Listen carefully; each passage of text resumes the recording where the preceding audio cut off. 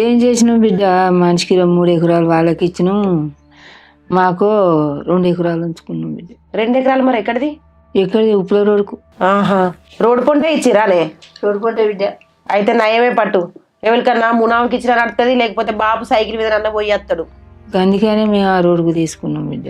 మరి అక్కడ హన్మకొండగడ భూమి సంగతి ఎట్లనే? బుజ్జి, వాళ్ళ భూమిని వాళ్ళకి మంచి ఇచ్చిందట.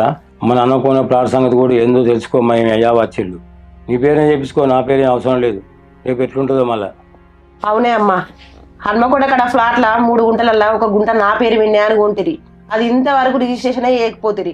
అన్న తమ్ముడు మంచిగా కూడా నొల్ల ఇప్పుడు నొల్లు పెట్టుకొని విడిపోయారు. వాళ్ళ భూములు ఎక్కడ అయిపోయినాయి.